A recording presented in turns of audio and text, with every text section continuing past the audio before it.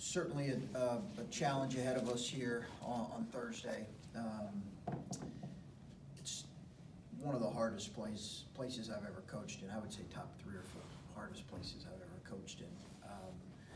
You'll see that those that are going to go to the game, it's a fantastic environment.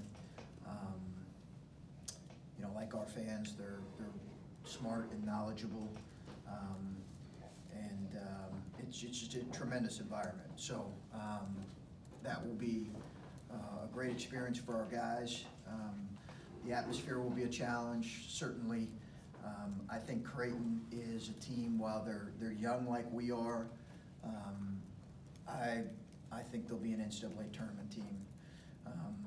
They have a lot of young pieces. They had some really key injuries last year that kind of impacted them, even though they still went to the tournament, had a really good season. But I think Greg's got a really good group, a lot of talented young players, gifted backcourt, good depth inside, terrific shooting, and they're always a team that's well coached. So going to be a great challenge for us on the road here.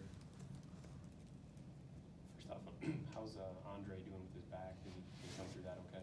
Yeah, he's doing fine. He has, you know, he's had some soreness, but that's really the extent of it. I think it's he's fine. You've talked a lot about this early stretch to the season, and you've kind of been cursing how difficult you knew it was going to be. As you sit here 2-0 and get ready for tomorrow, can you assess what you think of this 3-game stretch now as opposed to maybe what you thought of it a week ago? You know, I think it'll be interesting to see how we respond on Thursday. But you know, as I've said, Adam, as a coach, you kind of get right. You look at the schedule, and I always want a challenging non-conference schedule, and then you get right up to the precipice of it, and you're like, maybe not so much. Maybe I'd prefer. But I do think that this has been good for our group, and I think regardless of what happens, this will be good for our group, and this will challenge us in a lot of ways. And I think we've played different styles, and I think that's helped us. And as I've said, as much as you can, you're trying to prepare your team to be sound in a variety of different areas, so that when you do play different styles and teams that present different challenges, you can handle those. And we'll see, because this team is fast and tremendous in the open floor and can really spread you out and can put pressure on the rim. So it's very different, and certainly different than our opener. Similar to last game, but they obviously have, you know, more size and really gifted players. In terms of that environment, how more, after playing at Cincinnati and having some veteran guys, how much more prepared do you feel this team is to handle the adversity of playing in that kind of a road environment? Yeah, we'll see. You know, I think, you know, one game is a snapshot. You know, we handled some of those moments really well, but I think you're a good road team when you're consistently a good road team, not when you're just one time. So we'll see how we respond and what our approach is and what our answer to some of the adversity that's going to come up, how we answer that in our play and how poised we are in those moments. I'm anxious to see. You said throughout the offseason that Keyshawn's going to have to earn the leadership role with this team. In moments like this, when you're playing 2 of your first 3 on the road, does he maybe get more, I guess, range to lead, because he's a guy who's played at Duke and he's played at all these very intense environments? Yeah, I think so. I mean, I think leadership for our group is an ever-evolving thing. So that's why, you know, I haven't been quick to say, hey, this guy's going to be this and this guy's going to be that, because, you know, for this group, we really need to see it. And I think that Keyshawn is poised to have a real impact on that end, along with some of our older guys that we've talked about previously. When you won at Butler at Creighton in 14-15, that was like a basket with like 2 or 3 seconds left. Yeah. What do you have to do to win there? Because I've seen really good Xavier teams go there and just get eaten up. Yeah, they beat Villanova last year when they were 3rd in the country. They don't lose there much at all. Their home record is phenomenal. And you can say that about a lot of places, right? You can go down college basketball and you can look at how people are at home versus road, but their environment has an impact on the game. There is no question. You know, I think obviously they shoot it really well at home. They play with great pace, home and away, but certainly at home they play faster.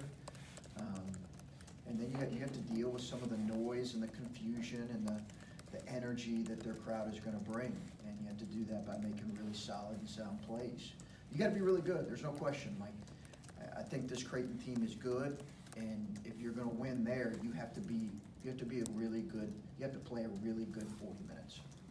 Not perfect, but a really good 40 minutes. You mentioned you think this is an NCAA team. What about them so far this year has given you that thought? I think just when I evaluate kind of when you've looked at their young players that will only get better as the season goes on. Like I said, they've got a great deal of youth like we do. Like we feel that they're really talented young players. And I think, you know, barring a significant injury, that program, Greg, their team has shown time and time again that they're capable of being that consistently. And it wouldn't surprise me at all. As a matter of fact, I think they will be a tournament team. Chris, 2 games is obviously a pretty small sample size, but has there been anything through those 2 games that you've learned or has surprised you so far about your team?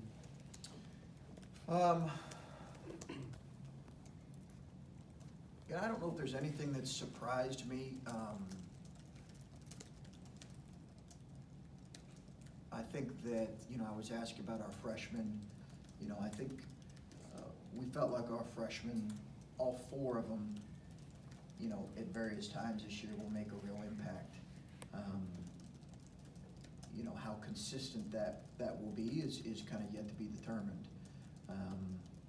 But I don't know if there's anything, you know, one thing that's surprised me because, you know, we just went through 28 days with our guys.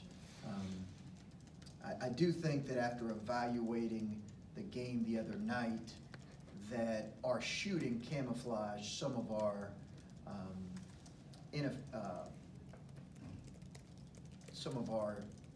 poor play. And I think our lack of effort at times, our somewhat lack of attention to detail at times, I think our shooting kind of camouflaged that a little bit, or how well we shot the ball. So those are things that I have to do a better job of coaching our guys on and making sure we're better in those areas. This is a very different note than that, but it seems like already some former Ohio State players have been back and been through the facility to see their face on the wall and some of the basketballs and stuff that are recognizing them. I wonder where some of the idea for that came from and why that's important to have that around there. Former players? Yeah. Yeah, I think it's you're always trying to have your current players understand that they're a part of something. You know, I've said that over and over, that they're a part of something, and we want them to continue to create something significant and special. So when you have the number of players that have come through here that have been accomplished in their time here and in their post-college time, and also, you know, we have names up on the wall or guys that we're acknowledging that maybe aren't in the NBA, but they've done outstanding work beyond their college years. So I think that connection is really important. I think it's also important for, you know, obviously for the former players to come back here and to see that and to say, hey, you know, this place appreciates me and my time here and my efforts here. So both of those reasons.